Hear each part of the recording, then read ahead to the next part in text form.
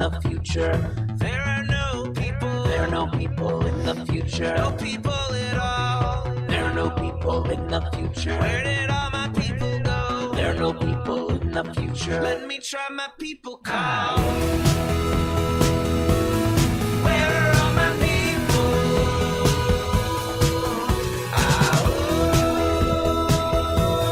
Where are all my people?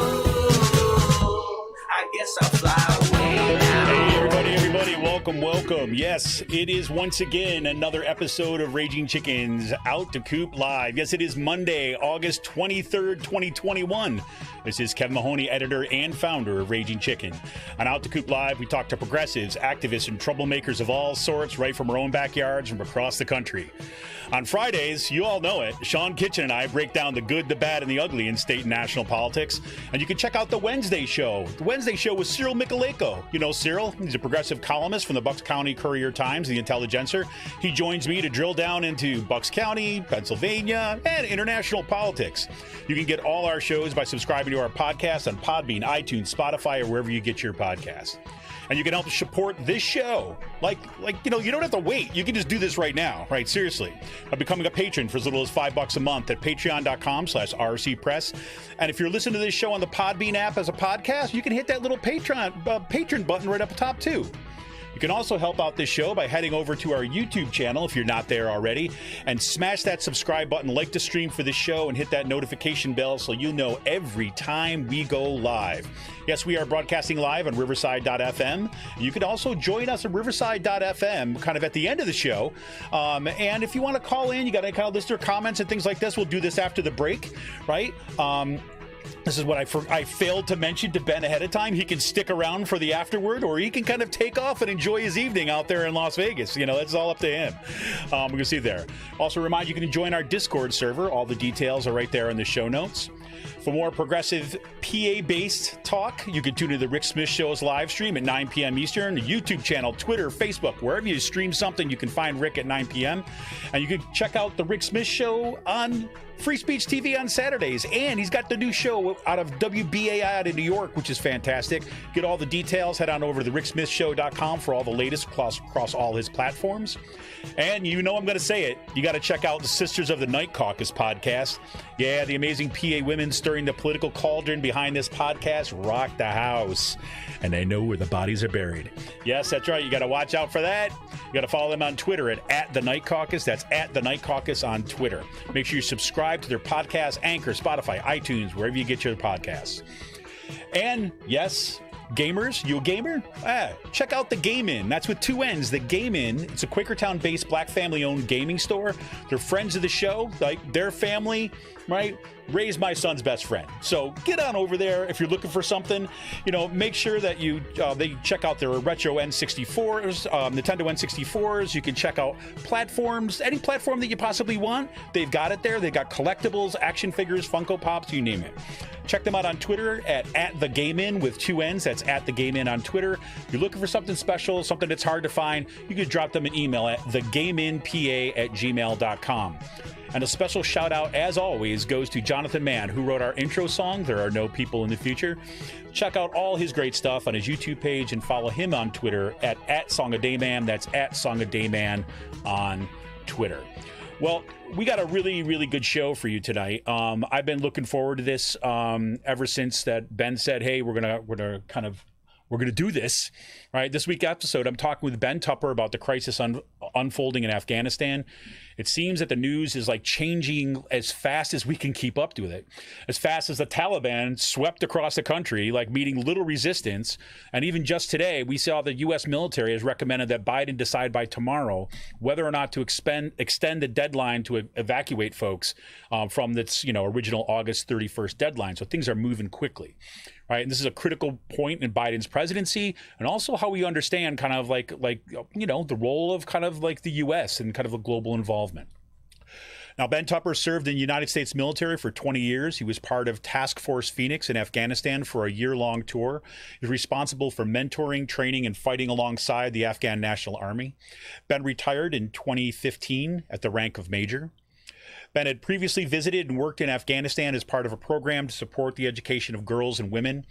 Ben has a long history of involvement in progressive organizations working nationally and internationally to combat injustice on economic, gender, and racial fault lines. These include work and studies in Nicaragua, Cuba, Costa Rica during the 1980s and 1990s.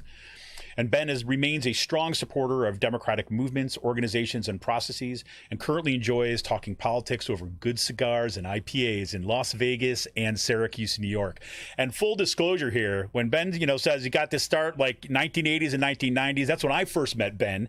Ben and I were in college together in Syracuse, and we're known for doing things like, setting up shanty towns on the campus quad and going in and staging, fake kidnappings, right, in support of, getting the U.S. out of funding death squads in El Salvador, right? So there's Ben, man, welcome to the show. The good old days. You bring back some good memories there. Guerrilla theater is always where it's at. It's always where it's at. Screw YouTube. It's not YouTube. Screw Twitter. Go out and do some guerrilla theater, man. But anyways, it's a pleasure to talk with you and be here. I know I form a kind of strange intersection, although if you're in the military, you realize it's not that strange. There are a lot of progressive people who are in today's United States Armed Forces. It's not the kind of lockstep conservative cauldron that I thought it was, and that I'm sure it used to be for the further back in time you go. But there are a lot of progressives there. There are a lot of critical thinkers there. And I guess I've enjoyed the experience, my career in the military. I've met a lot of good people. And I like to think I did some good things. But at the same time, I also am not foolish enough to think that, Uncle Sam is the savior of the world and that guns are the way to solve problems. And I think that what we see today in Afghanistan kind of speaks to that truth. Is that even with good intentions, sometimes you create a worse situation when you resort to what we like to call boomsticks, just the use of kinetic power to solve your problems usually blows up in your face. And I think you could say that's kind of where we're at today with Afghanistan. Yeah, I'd say that's true. And, one point that you bring up there, too, and, we've talked about this like over, God, so many years periodically. In many ways, one of the worst things that happened in the 1960s, you go way back then, was a split between the working class movements, right, and the left, and the kind of the military. I mean, this is one thing that I remember you saying, God, for as long as I remember your involvement in the military, was always like, look, this is like working class America. Right. And, the left in many ways, it had kind of like just handed over the discourse. Right. I mean, handed over the kind of recruitment about patriotism and involvement in country and things. And that's been and I see that like kind of like you're referring to there, that's shifting a bit, it seems, of late. But still, I mean, I think that's really kind of one of these critical junctures why it's so important to have, I think, a really nuanced understanding of what's happening. Yeah, absolutely. Absolutely. I just know, like, for me, when I was younger, anybody who was in the military, like instantly I couldn't relate. And I learned from my service that was a huge mistake. And I think you just spoke to that the military is made up primarily of lower income people of color. If you go rip open the box of MREs, the meals ready to eat, like there's vegan meals in there now. And there's a reason for that. It's because there's a lot of people who are like, I don't want to eat animals who join the military, So anyways.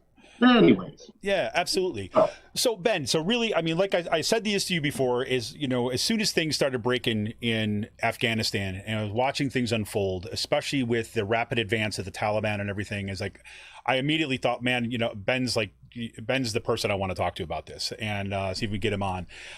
In part because I said this to you before the show too, I just had to shut off the media when I was watching people's hot takes, basically about what's going on and who's to blame.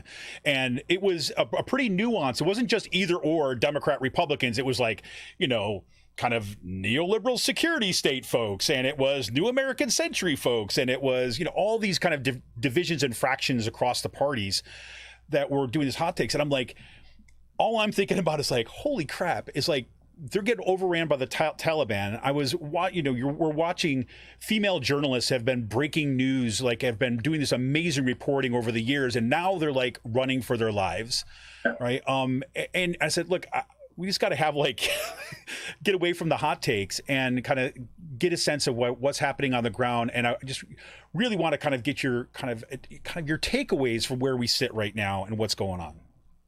All right, so I'm going to jump off of you use the term hot take.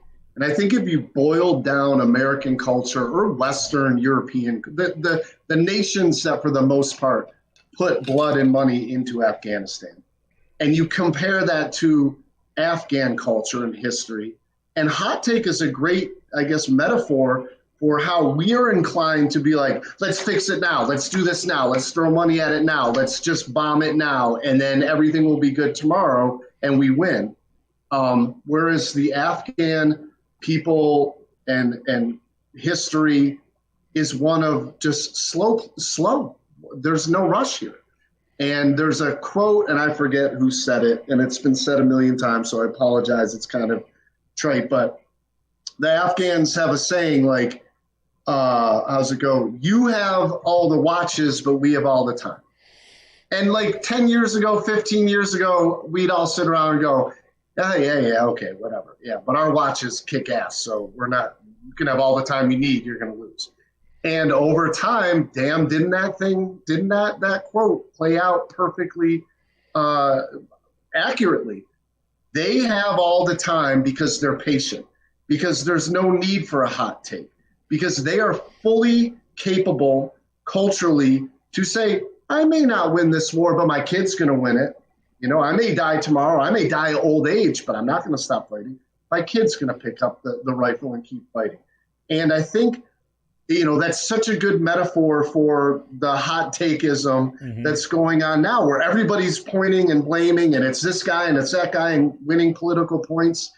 And at the end of the day, in my humble opinion, whose fault? It's everybody's fault. It's literally Americans' fault. It's Bush's fault. It's Obama's fault. It's Trump's fault. It's Biden's fault. It's the Afghans' fault. Like, nobody is innocent. No one's hands are clean. History has taught us, and again, I'm going to throw a lot of dumb quotes at you, but Afghanistan is the graveyard of empires. That's not just like a slogan. When I first landed in Afghanistan and was deployed to the eastern side of the country, where I spent my time in Ghazni province, Paktika province, and a little time in Gardez province, literally the first day we're on this Afghan army base, and the Americans who were there that we were replacing, there's like, we call this thing a right seat, left seat. So for like 2 or 3 days, you're basically shadowing the person who's leaving, who's got a year of institutional knowledge and wisdom. And you get to try to be a sponge for 2 or 3 days and get as much knowledge, like watch around this corner here. They love to put IEDs here. This guy makes great freaking mango slushies, like literally everything down to where to get something that you can eat that will make you throw up. Like, that's what's going on in these 3 days. And I remember this guy pointing up like Afghanistan on the eastern side is mountains, whole lot of mountains, whole lot of hills. There's nothing really flat to speak of. And he points up on this hill that we could see from the base, maybe a mile away. I don't know, something like that. And on it is the most unimpressive mud walls in a complete state of decay, deterioration. But you can see that it used to be like a square fortification of some sort. I don't know what exactly the purpose was, but it looked like crap. I mean, it just was dirt. It was mud walls, and they're just eroding and eroding. And he's like, Alexander the Great's army built those. And you're like, wait, and I'm going to tell you my ignorance right now. Is that 1,000 years ago? Is that 2,000? Like, I don't know. I just know it's a long time ago. And I'm like, wow, holy crap, Alexander the Great. Yeah. And I'm like, why don't people like mess around with that? Like, just think of America. This is a bad analogy. American context. Every high school kid would be up there drinking beers and punching holes in the dirt and scraping their name in it and everything. Well, Afghans don't drink beers for the most part, but I'm like, why isn't it being messed with? And he's like, oh, because the Russians use that, and there's like 10,000 mines. If you go up the hill, like, you're dead walking. Like, you're not going to make it back down. So then Gardez, that's the FOB, the forward operating base. I was only there for a couple days, and then I got moved to my final like forward deployment, which was Ghazni. And Ghazni, the FOB, the forward operating base. Sorry if I slip into some Army. I'll try to translate to human. That's right. I go on this base, and it's literally. You've seen Road Warrior. I know we watched that together back in the day. Yes, indeed. It is literally apocalypse, and it's all abandoned Russian equipment. Like the creepiest, coolest things. There's this giant satellite, for lack of a better term, satellite truck. And the truck had been gutted. I mean, it was just like the frame of the truck. But on the top was a huge metal satellite dish. And the wind just blew it, and it would just feel like creaking all day and all night. Like a ghost, like literally a ghost of the Russian war and occupation. And a pack of feral dogs had made that their home. Like they lived in the truck. So you didn't go near the truck unless you had a gun, because they would attack and you'd have to shoot dogs. And, you don't want to go down that route. But this whole base was just debris from the Russians, rusted out. And now I look back and I'm like, what a cocky, something really bad about Americans. We're really cocky. We're really like, we can do it, which is a good thing. But it's also a bad thing because it sets you up for failure. I literally remember sitting there with my friends, American fellow soldiers, and we're laughing and we're like, Russians couldn't handle this. Like, they suck. Look, they had to leave with their tail behind their ass, and they left all their equipment. And now I'm seeing just hundreds of Humvees just sitting there. I'm like, oh my God, it's even worse, like 10 times worse, right? It's 10 times worse. But anyways, I guess the point I'm getting at is you have this hubris of Americans and our just idea of we can go anywhere and solve any problem with military might, which traditionally works in traditional wars. If the Taliban had lined up with tanks and pointed their tanks at ours, we would have won the war in 2 days. But they didn't, because they're smart. And we're too stubborn to recognize that sometimes fighting dirty and low tech and low skill will win if you have 20 years or 40 years or 60 years where you're willing to fight it. So the Taliban set us up for failure, but also, and kudos to them. They were committed to the cause. But we talked about this before. To me, the Taliban are modern day fascists. And the reason why I was like, I want to go to Afghanistan, because I was like, wow, Uncle Sam's kind of on the right side on this one. Because we've had a lot of problems with some of our military engagements with other countries. And I think you and I would agree, why are we supporting these guys? These guys are tyrants. These guys are death squads. Isn't it clear we should be supporting the people? Whatever. We don't need to go into that. But Afghanistan was a case of, in my opinion, where we actually were going after the bad guys, the Al Qaedas of the world, these mullahs who were throwing acid on women's faces and whatnot. And I wanted to be. Like you mentioned in the intro, I had been to Afghanistan first as a civilian, working with a group that was building schools for women and girls. And they were building schools for women because there were generations of women who'd never been able to go to school. So you literally had 40-year-old women in like a second grade classroom. And I remember meeting this one woman who, and I mentioned acid, she had burns on her face. And she was like my hero. She was like, can I swear? Is it okay? Yes. No FCC regulations here, baby. Here we go. Well, I just don't want to bring your standards down any more than I already have. Me. She was like, she was just so brave. She's like, I'm not going to cover. I refuse to cover. She's like, any man who wants to say anything, I will fight them. Knowing that it was a death sentence, but she wasn't going to bow down. And I was like, man, if those are the kind of people that are being groomed for leadership in this country, I'm for this. Even though if you spent any time in Afghanistan, you'd be like, oh my God, there's so much stuff here that's so repressive. the homophobia, the sexism. I mean, it's just like it makes your head hurt, the degrees of abuse that large chunks of the population go through. But they were still better than the alternative. Right. Like, even though the government in Afghanistan was very patriarchal, whatever, they at least were willing to let women have roles. They were at least willing to open a door and let women push through and keep pushing. So for me, it was, at the time, in my mind, it was a good fight. In hindsight, maybe I reflect a little more on it. It was probably more a gray area. But the moral of the story is just today, the hot take, who's at fault? Everybody's at fault. Everybody's at fault. Afghanistan, for all their beautiful things they have about their culture, they also have an incredible ability to horse trade, to not be loyal to like a cause, so to speak. They'll switch sides like you could flip a card. And the level of corruption, I've never seen anything like it in my life. Where we were, when Biden said the military's 300 men and women strong. I think he just said 300 men strong, but there are women in the military too there. I chuckled because I remember what it was like. I was embedded with an Afghan Army unit, a battalion, or as they call it, a Kandak. Mm-hmm. And on paper, my rifle company that I was supposed to mentor was 200 people. I never counted more than 80 people once, boots on the ground in the barracks. People just left.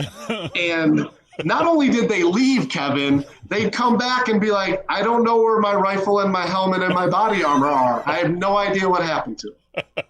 And Afghans are so used to that type of corruption. They don't even bother to give you a story. They're just like, it's gone. Right. Because everybody knows. Of course you sold your rifle to some dude on the street. Because I had it, I left, and now it's gone. Dude, I was for lack of, there are no front lines in Afghanistan because everything was a front line, but there were areas where combat was regular and expected, and I was in one of those areas, unfortunately. And there were parts of the country where combat was rare and unexpected, and maybe there'd be an occasional car bomb. Like Kabul was there were Taliban running around shooting every day, but you never knew when a suicide bomber could pop off or something like that. And so the main training bases where they pump out these 300,000 soldiers of the Afghan Army, you'd be lucky if only 25% just went right to Chicken Street, which was, ironically enough, your podcast, which was where the bazaar, you bought and sold everything. Yeah. And they literally, with all their equipment, just be like, how much? And then they'd go back to the army base and be like, I don't know where it is. I need more. And it was just it made your head hurt, the level of corruption. But you know what? In the defense of the Afghans, when you're poor and all of a sudden there's a sugar daddy, Uncle Sam, who's just literally the money is never ends, I might have done the same thing too. Well, this is one of the things I was, talking to Sean, who's my co-host on our Friday show. And, I was saying one of the things that was so striking to me was the kind of infrastructure that built up around, to use your word, the sugar daddy. Yeah. Right. Yeah. I mean, because you're talking about literally towns that are 100% dependent upon the flow of money and goods in and out of these areas around bases and so on. And, I was brought back. I mean, I think you can remember Cynthia Enlow's book, Banana Beaches and Bases, from way back in the day, is she was would talk about these these infrastructures that would get set up around there. And there was these, stories that were coming out as, this is before, the past 2 weeks. Right. So, people saying, look, we've got all these goods, we've got all this stuff they're going to sell, but now we have to say what's going to happen next. And a lot of the folks they interview is, well, we're just going to go. Right. So there's going to be this big infrastructure that is going to be just completely left behind. Right. And then there's a big question mark at that point. What happens to all those people's, because you're talking 20 years, right? 20 years, a whole generation being dependent upon this quote unquote town, right? Yeah. So you got that on the one side, and on the other side, we talked a little about this before, is you talked about the education of women and girls, right? And now you've actually got some of the best journalism that I have seen coming out of Afghanistan, by these women journalists that's getting picked up by The Guardian and this other stuff that they've been kind of working with them. And now they're running for their lives, right? So you've got, I mean, this is the aftermath. And I keep on, what I can't help get away from in the midst of all this is saying, you know, who pays for that? you know? And again, and I don't think there's an easy answer to that, which is exactly the problem we're talking about, you know, the after empire. Here, I'll tell you what, who pays for that? Well, for the last 20 years, the American taxpayer paid for it. And to a smaller extent, European taxpayers paid for it. And now what's going to happen now is who's going to pay for it? The Taliban has no money. This country, like right now, there's kind of this, I would argue, really false kind of sense of fait accompli. Taliban has no money. You have tens of thousands of people, some of which you described, who are just like people who sold crafts or sodas or waters outside of the base, right? Because there were a ton of contractors. I mean, my little Afghan base had dozens of Afghans who came and worked on it. They cooked food for the Afghan soldiers. They did maintenance. They cleaned stuff, you know, yada, yada, yada. Their jobs are gone. Like literally you have a economy that is right now is like, it's literally evaporating. Where are the jobs? Okay, so let's fast forward 6 months from now, when all these people who had barely any income before, it's all gone. The Taliban is not equipped to govern in any kind of sense. Like they're equipped to govern to enforce religious doctrine and enforce loyalty to said religious doctrine. They're not equipped in any manner to dig wells, fill potholes. You know what I'm saying? Yeah. Like, so while there's a sense like, oh my God, the Taliban's taken over, I wouldn't be surprised in 6-8 months if there's just mass unrest across the whole country because the Taliban's gone from a guerrilla army to now being expected to govern, and they're not going to be able to do that. It could all fall apart again, and then you could have different movements and ethnic groups being like, we're in charge of this section. And then we're back to basically, 1999, 1998, where you had warring factions controlling different parts of the country. And, to use a technical term, a shit show. Yeah. It's a shit show. Exactly. And I was, I saw some of the reporting too is to talk about some of these warlords, right, from back again before American involvement. These warlords, and like some people were starting to turn to them, right, and then they're realizing like these guys are like fat and old with rusty stuff around them now. They're just like all on reputation. They don't have anything. They've got no like fighting force. So you're talking about like an unforeseeable future. Right, yeah. where these these players are now going to be cast out. So. Yeah.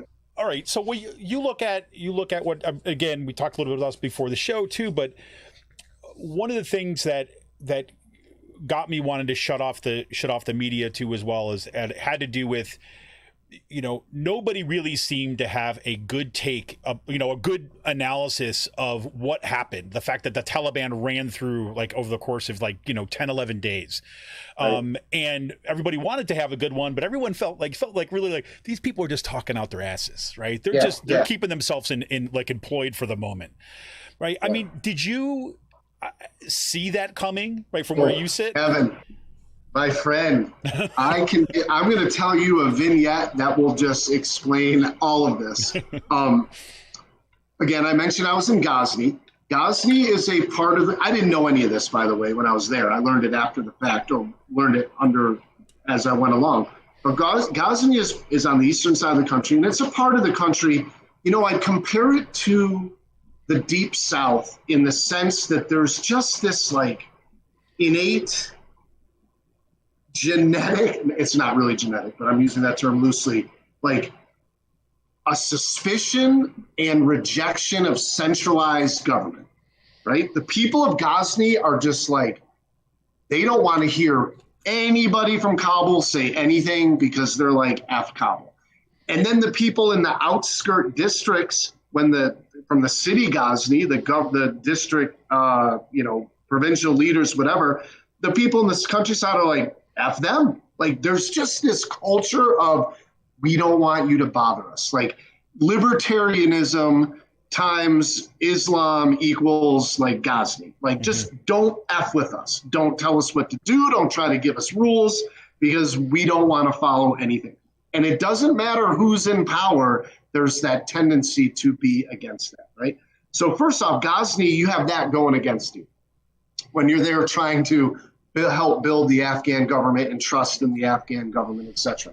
But the telling story, the vignette I want to tell you is that before the United States intervened and before that phase of civil war in the 90s, you had the Russians there, right? And the Russians had a civil war. And you were either on the side of the Afghan government or the Mujahideen. And as with all civil wars eventually end. And sometimes those groups overlap. Sometimes friendships are rekindled. Sometimes, again, people trade sides. So here I am in Ghazni on an Afghan army base with the 2/1 203 Corps Kandak.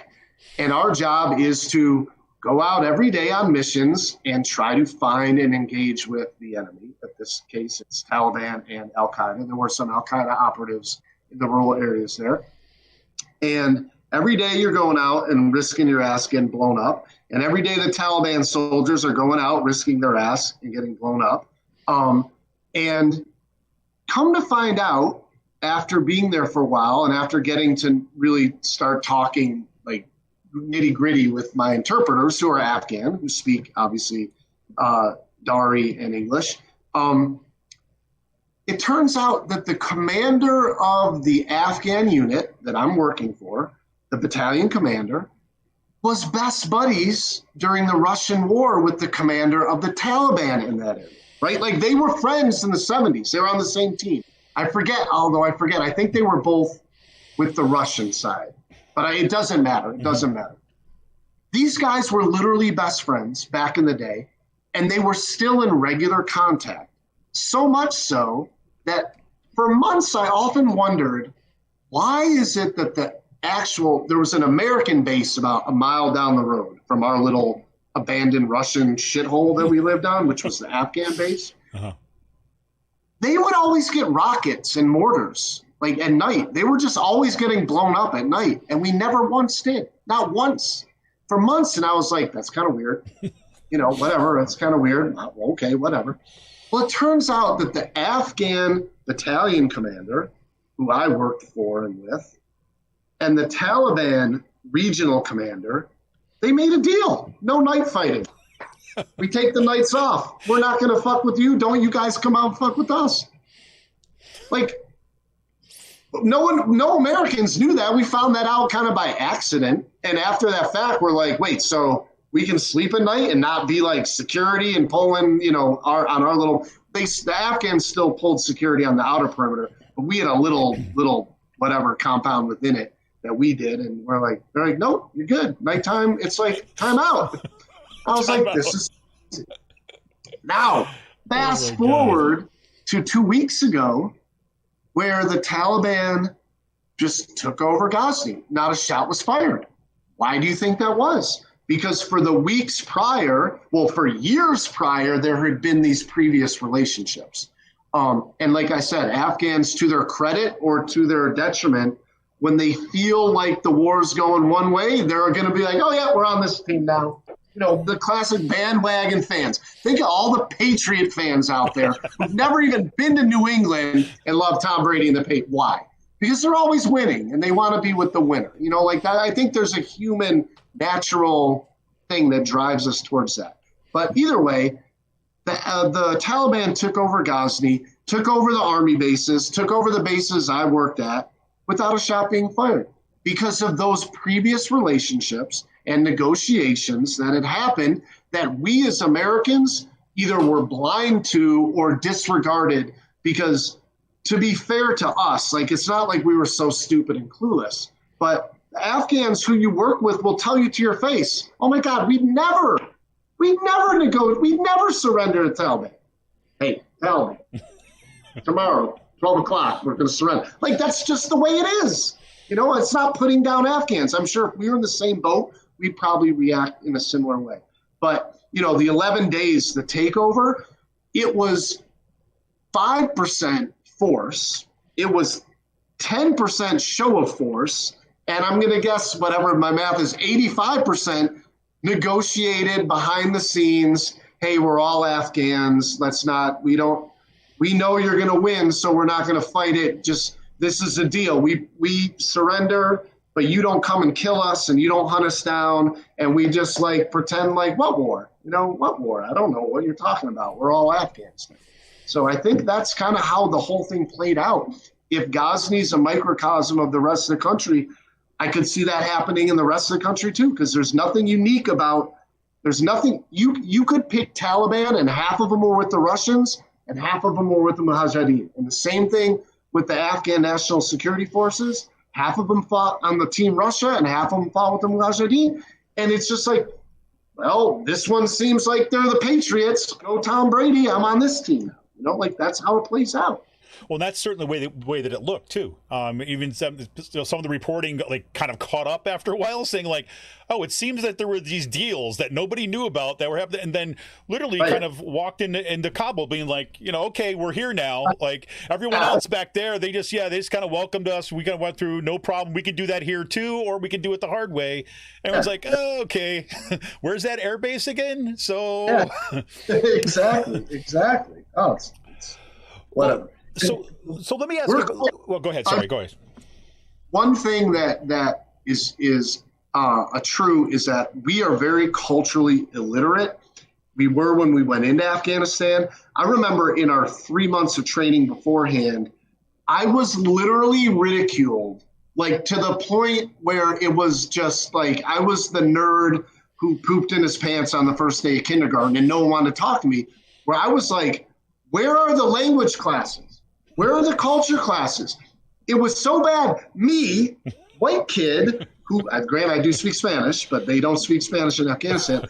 I organized language and culture classes for my team of 16 soldiers because I was like, we need to know this shit. And we need to know some words like enemy, left, right, thought. Like literally, I created the worst Dari class you could ever, no college credits. And everybody made fun of me for it. And I was just like, guys, because I'm a student of like irregular warfare, like, the Sandinistas and FML, like this is how you win these things. If you go in there, America, you're fucked. You're like done. Game over.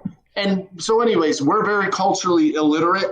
And I think knowing like the high ranking military people that I know, they're very like A, B, C, D, statistic equals victory, dun, da, da, da. And I think they believe that, I really do. I don't think the American military was like lying to everybody. I think they really believed, oh no, if we just have more soldiers and more bombs, we'll win. And it's just not how it works. But I interrupted you.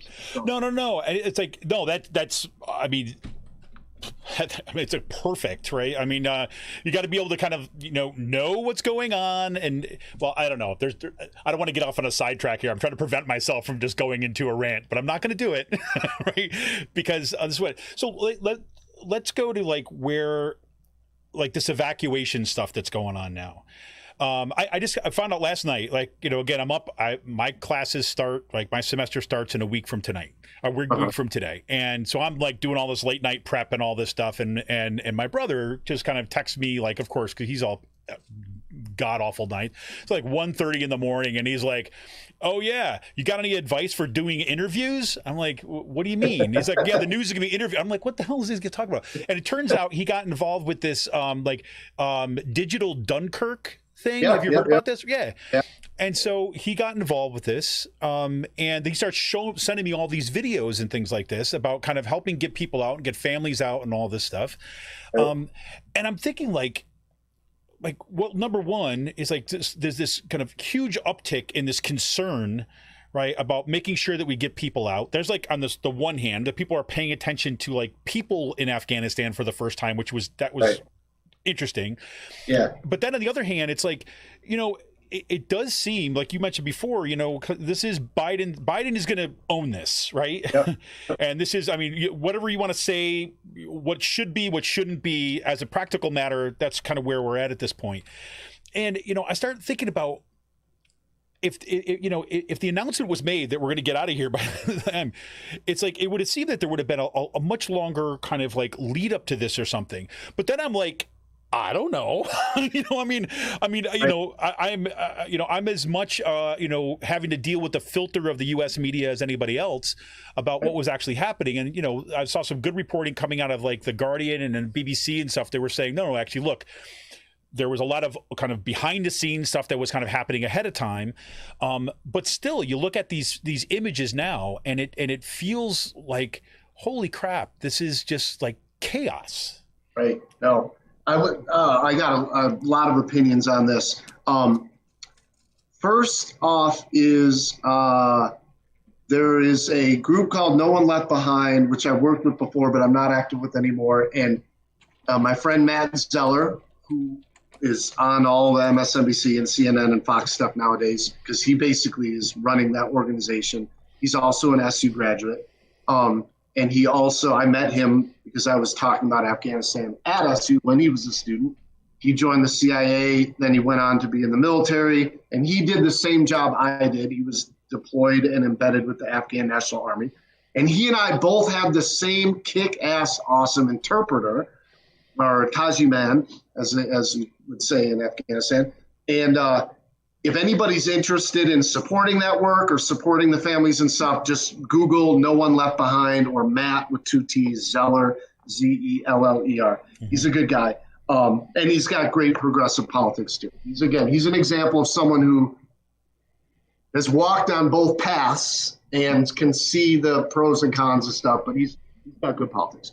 Anyways, good news is most of my interpreters got the special SIV, special immigration visa. I think it was a category that Matt lobbied for. Like he was part of the whole process of getting this law passed and meeting with all the bigwigs on Capitol Hill and doing this.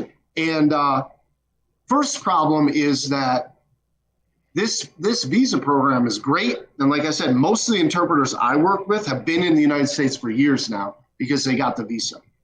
Then we have this little thing happen, this little unfortunate event called the Trump administration, where freaking Steve Miller literally shut this thing down. Yep. Why? Because he didn't want brown Arab Muslim people, not Arabs, Afghans are not Arabs, I'm sorry, brown Persian Muslim people coming to the United States. So right there you have this huge backlog of years of people. So already the system is dysfunctional and broke, and to say it was constipated would be an understatement. Mm-hmm. Biden comes on and inherits this extreme constipation. Then he inherits the collapse of the military and the government, which, again, I don't think anybody saw coming.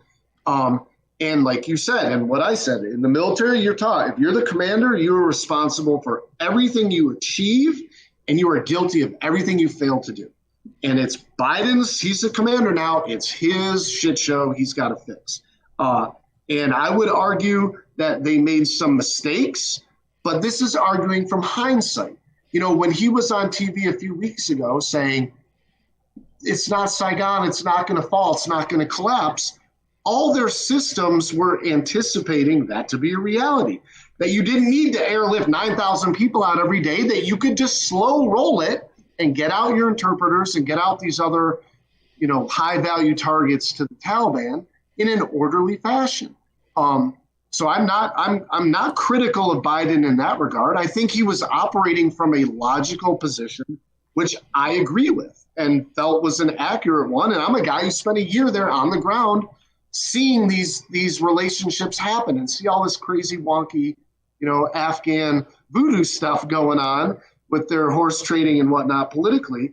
But I never thought this would happen either. So, but it's his problem now. It's his problem. He made, in hindsight, he had a good plan, and the plan went to hell, as they say, because the enemy gets a vote. And the enemy voted, and the enemy won, and now the enemy is, at least in some aspect, in some semblance, in charge of Afghanistan.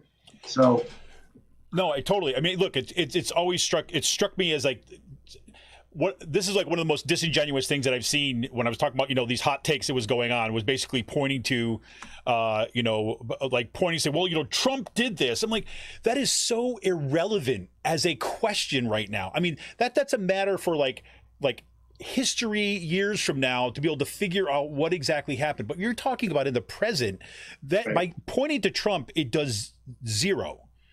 Right at this point. So let me ask you. We got a question on YouTube here. It's from my friend actually Mike, who's also a vet. He's a veteran from Iraq. He says, like, how much did your higher headquarters know about what you saw on the ground? It's a classic. Oh, okay. So the great thing about the job we had, and you said his name's Mike? Mike Gambone, yeah. Mike, yes, Mike. In Iraq, I think they were called MT teams, MTT. In Afghanistan, they're called ETT, Embedded Training Teams. Basically a similar mission. But the beauty of being an ETT was we were, what we like to say, far away from the flagpole. There was no adult supervision. Like, you could grow a beard, you could wear a baseball cap. I mean, you could basically roll like you were special operations, even though we weren't. I shouldn't say we weren't. None of us were qualified or trained in special forces type schools or anything like that. But the mission we were doing was essentially a special forces mission. But we were not special forces. But anyways, we were away from the flagpole. So for the most part, Big Army ignored us and thought we were in their way, and we were, for lack of a better term, like, we were not helping.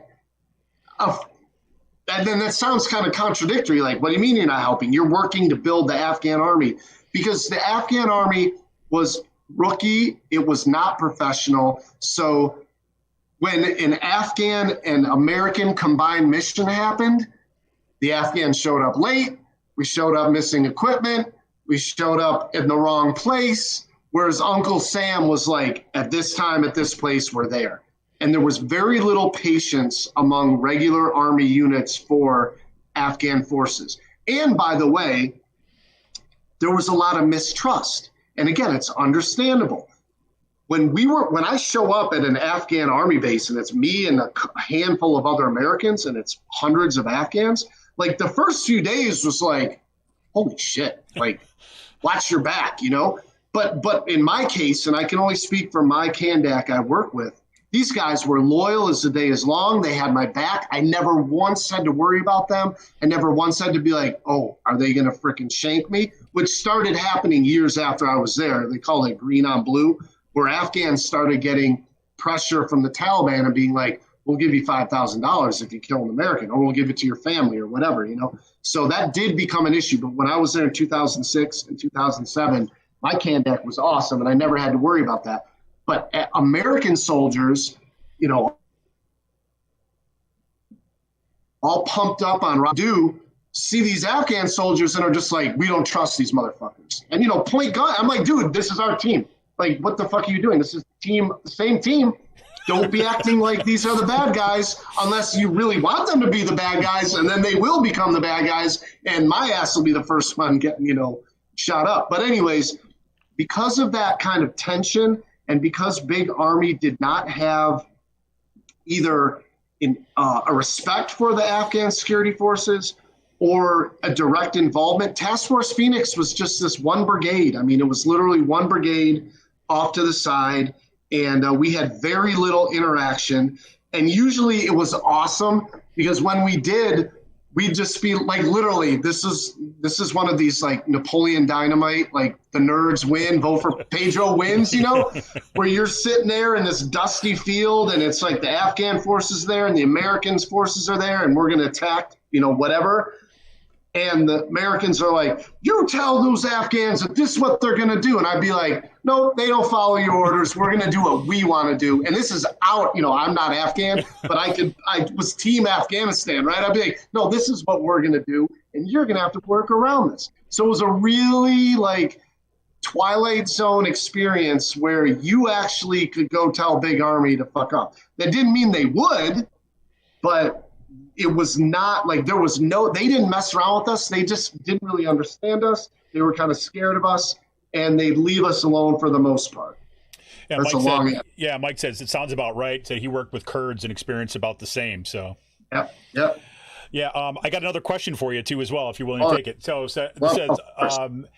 this is from Paul, is basically saying, look, it's a bit off topic what we were talking about this stuff, but Do you think that would be a way of using like humanitarian reparations as a way to stabilize Afghanistan? So you've heard some good arguments for reparations instead of the type of nation building that the U.S. ended up doing along. He says, but I don't know anything about the situations. He's trying to get a gauge on it. You know what? I'm not sure exactly. I'm not sure exactly what exactly he means by reparations, but I have thought this in the last week, and maybe this dovetails with that question. Like, what carrots and sticks does the world have now with the Taliban? And the number one is money, because all the money that's been keeping the Afghan economy afloat for the last 20 years is done. It's gone. So maybe in the sense of, you could call, I don't know if you want to call it reparations or humanitarian aid or whatever, but that may be where we have more leverage than we ever had to say, hey, you don't want your people to starve. We don't want your people to starve. How about like you allow girls to keep going to schools and we'll pay for teachers, things like that. As far as reparations, I only really know like the American context. I know we paid reparations every day in Afghanistan because every time we blew up a compound and killed some kids or shot up someone's cow, I don't want to go too deep into the weeds, but every month I had a bag of $20,000, in Afghan currency. Literally every ETT team would go to Kabul every month and get a garbage bag full of cash, and it was meant to smooth over these kind of problems and stuff. So we've been paying reparations from day one, and if anything, we're horrible that we're killing civilians and being careless with our application of kinetic force. But at the same time, the military was really good at being like, we did this. It may not seem like that here, but we did this, and here's a ton of money, and we're sorry. Whether the really felt sorrow or not is irrelevant. We paid tons of reparations for all sorts of dumb things. It got so bad that Afghans would shoot their own cow and be like, I'm not even kidding. I don't need to laugh. That's just but I didn't see that one coming.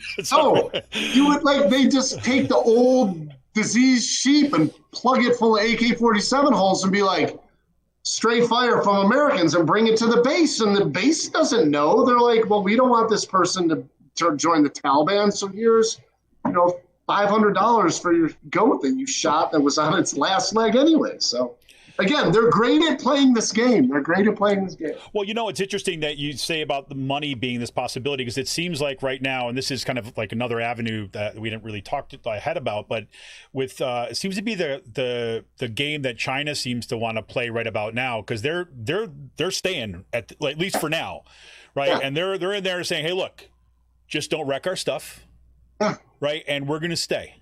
Right, we're going to keep things going. Don't mess this stuff up, right? And then we'll step forward here, right? Of course, it's a very similar dynamic in which they have in Africa too, as well. What you're saying, they call belt and what? What's their big belt? And there's a name for their strategy. Oh yeah. Belt something. Something road, belt road, new belt road. Maybe that's what it is. Yeah, belt road. Yeah. No, the Chinese are eating our lunch, and while they also, I feel, have a pretty totalitarian system that I would not want to live under, kudos to them for recognizing we're no longer in the age of tanks and fighter airplanes. You build things, and you make deals, and you make friends. And even if it's a dirty deal and you're buying out people or whatever, bribing them, it costs China a hell of a lot less. And last time I checked, the number of Chinese soldiers who were killed in Afghanistan is about 2,100 less than how many Americans died. It's zero. Yeah. And when all's said and done, there's this big picture thing of what a folly and what a screw up, but there's also dudes who I know who are dead. Afghan soldiers, American soldiers, Taliban soldiers who I never talked to, but I shot.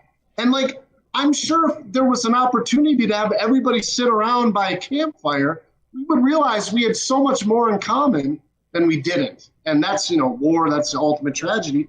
Young people died, and it's just horrible. Absolutely, 100%.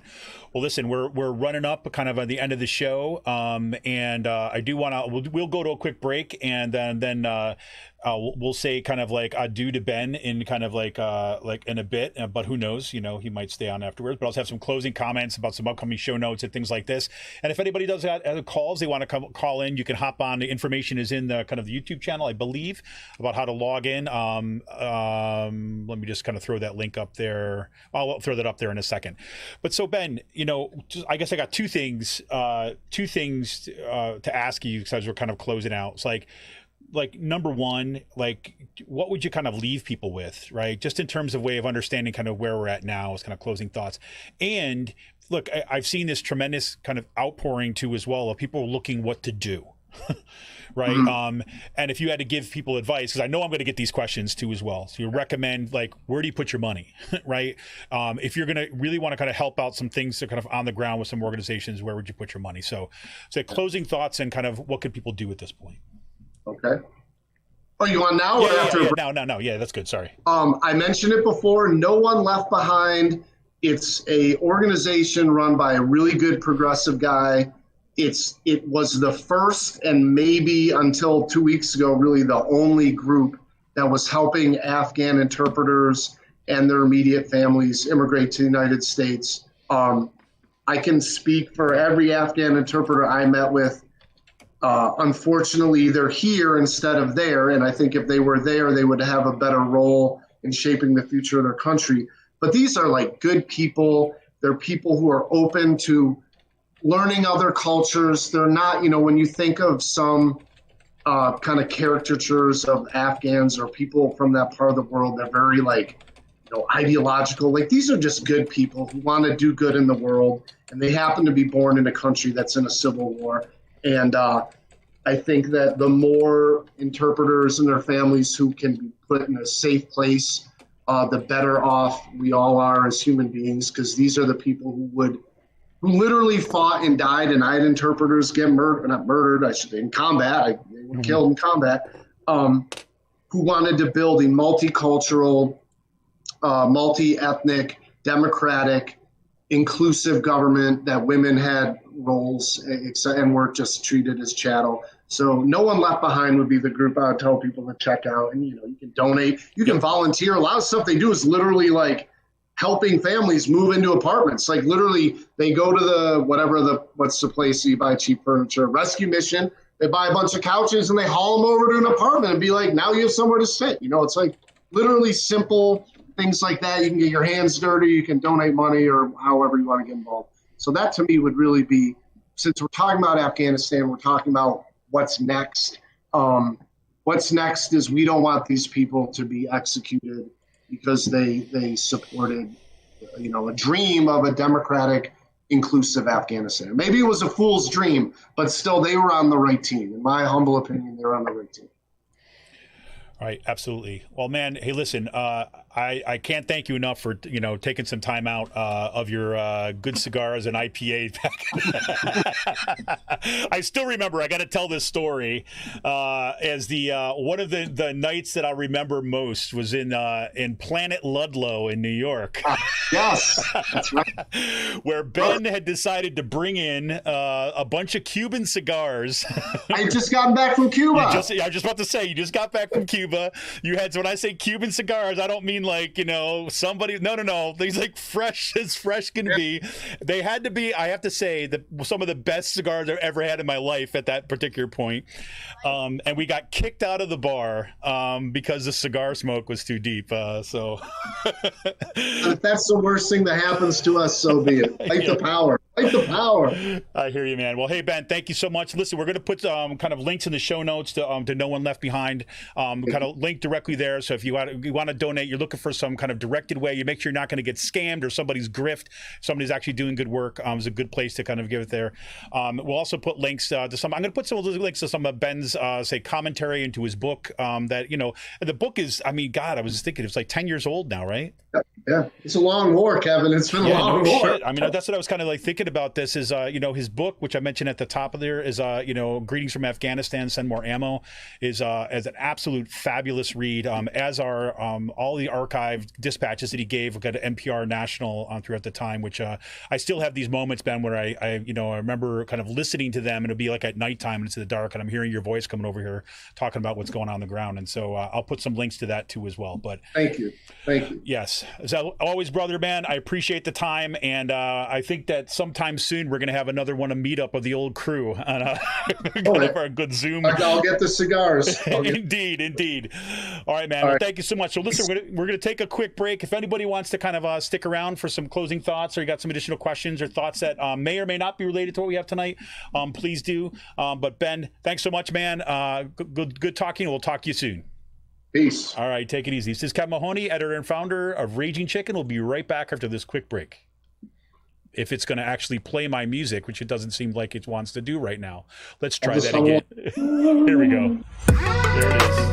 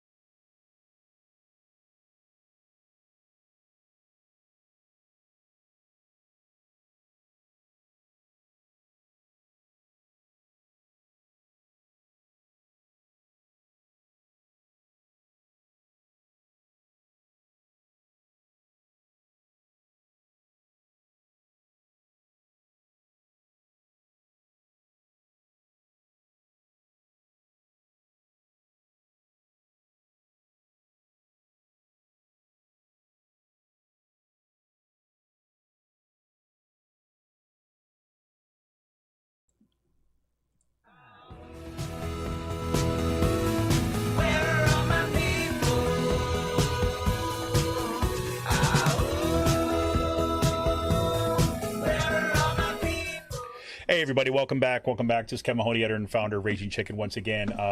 Thank you all for kind of tuning out. We had some, great turnout on YouTube tonight. It was fantastic. And I know there's been a lot of people who said, hey, listen, I can't make the show tonight. But is it going to be up? Lots of questions coming in. And absolutely, it'll be up live. As soon as we're done with this, the show will be live on YouTube, and the podcast will be posted in about an hour. So if you're listening live, you can pass that on to folks too as well. Look, one of the things that I find most difficult at times, especially doing this kind of work, right, from the left to kind of progressive, and try to actually not simply just get on a side for the side, but actually trying to deal with some of the nuance of a conflict like what we see in Afghanistan. Right. I mean, it's very easy to get on, another version of what Ben said about, the Tom Brady, the Patriots folks, right? Just to get on one bag, get on a team and play a team, and then kind of, shut yourself off to everything else. And then whatever that team says and so on. And I want to give you this is a totally different example from different context, right? As you all know, if you've been listening to this show, we've got, nut jobs showing up at our school boards now. Right. I mean, right in my school board, in my school district, you've got the kind of critical race theory nut jobs showing up. And now we find out that you've got these kind of patriot militia groups that are going to be showing up at Central Bucks school district, which is right down the road for me. Right. And it's all over masking. Right. It's all over should we have masks on freedom and blah, blah, blah. And one of the most difficult things about that kind of conversation about whether masks are going to be useful in a school context, right, is it really requires that we're paying attention to specifics and try to make rational, good decisions that are going to be best for our kids. And, yes, I have a direct stake in this, right? My daughter's too young right now to get the shot, right? My son, he's 12 going on 13. He's already had the vaccine, right, which is great. But she's not. And all elementary kids have not been able to get the vaccine at this point. So we're sitting there kind of trying to figure out how to, recognize our kids want to be in school, want to be with their friends, and they're having to look at the science. And instead, it's this kind of factless debate, which easily devolves into you pick your side, right? And really, some of the hard work that we have to do at some point along the line, right, is to listen and try to kind of understand the complexities of the different kind of contexts. And, like the war in Afghanistan, the war in Iraq, whatever we're going to talk about, right, there's top level stuff, which we could talk about. We're reading about American empire, right, and looking at what's like the American imperialism and kind of in the broad scope of history, right. That is a really important discussion, right. And there's kind of all sorts of disagreements about what the kind of U.S. role is in at that level, right. That's one discussion, and I would say in some ways that's an academic discussion, right. That and an important one, right. But when we have to understand, but when we get down to the ground of things, when we're in the moment. Right, now we have to figure out kind of like how we understand and how we actually think and relate to other people that are kind of involved in this.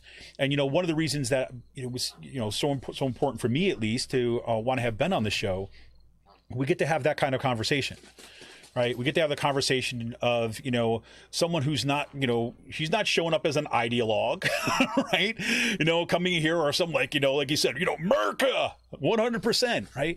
Because chances are that's not the way the world is.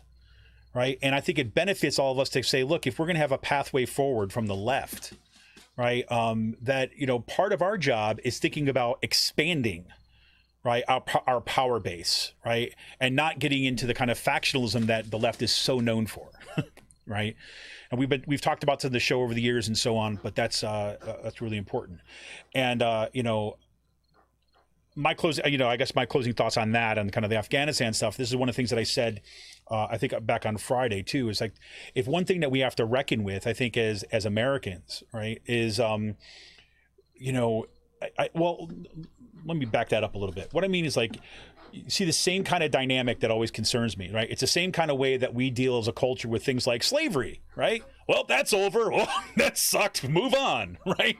Or, oh God, we didn't give the women the right to vote. Well, they got the vote right. Solved, right? Civil rights happened. Everyone's got the right. Done, right? History is irrelevant, right?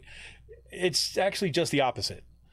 Right. And right as the moment that we're reckoning with the legacy of white supremacy, right, with the legacy of misogyny, the legacy of anti-racism or of the racism and the deep racism in here, part of what we also have this opportunity to reckon with is that legacy of being like the top dog, so to speak, right, of being kind of like, at the helm of the empire. And then what do we do with that?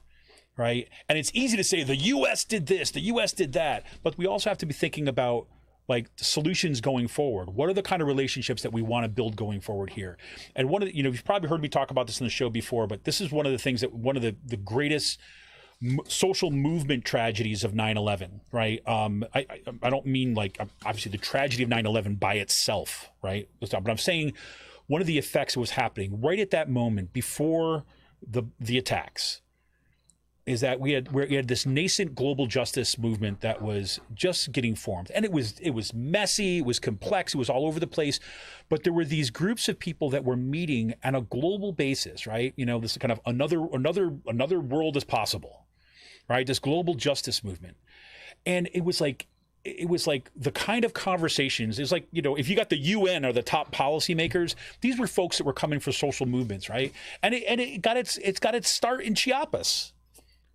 Right, in Mexico, right, where you had the encuentros, and then you had this kind of built into kind of policy frameworks and stuff, and it was like this moment, this glimmering moment of hope, where people were actually having constructive conversations about having the hard conversations about going forward, and it seems like we have that opportunity right now, right?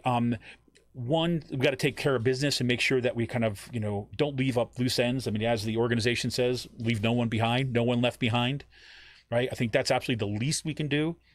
But then actually, what do we go forward? And how do we want to kind of do it in a productive way, which is not just sitting there and, being the critic from the background, right? Or being the denier of history, kind of on the other side. So I think we can do that. But anyways, look, yes, Emily said, we on the left, we have to be careful not to fall into purity tests. And I agree 100%. So great. Well, listen, thank you all for tuning in tonight. A little programming note on Wednesday of this week. I don't think that Cyril and I will be on together for the Wednesday show with Cyril Michaleko. Hey, Seth, what's going on? He just kicked in. what I'm going to do instead for this Wednesday, if Cyril's able to make it, we'll kind of do a second show too as well.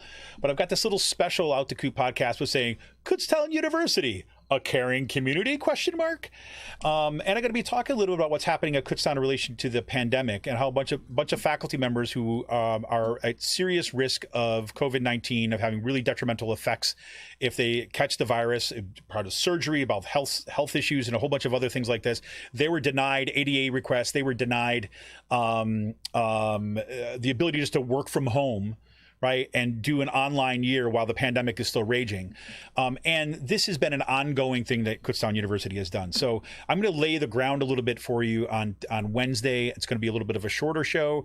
But then next week, I'm going to have a couple faculty members on who've had their ADA requests denied by the administration in a way that could put them in jeopardy. So now they're being forced to be keeping their job, right, or their health. And that is kind of like not the place you want to be. And if the readers of Raging Chicken and listeners to the show will know, this is not the first time they've done this kind of thing. So we'll talk a little bit about that on Wednesday. We'll be back again on Friday. On next Monday, I've got Kirsten Zolfo on, and she is the PA Indivisible Legislative Chair. She's also one of the people that works on the Members of Congress Tracking Report through Indivisible. We're going to have her on the show. She's based right out here at Doylestown, I believe. And we're going to be talking about what's happening here in PA. And then the week after that, we're going to kind of broaden back out a little bit too as well. So everybody, thanks for tuning in. I appreciate it. This is Kevin Mahoney, editor and founder of Raging Chicken. Want to remind you that you can become a patron of this show by going to patreon.com/rcpress and becoming a patron for as little as $5 a month. Look forward to see you on Wednesday and throughout the week. And for, everybody out there, keep your nose to the grindstone, keep the organizing going. And look, a better future is possible. All right. Here you go. Kevin Mahoney, editor and founder of Raging Chicken. See ya! Let me try my people call. Where are all my people? Wouldn't want to be young.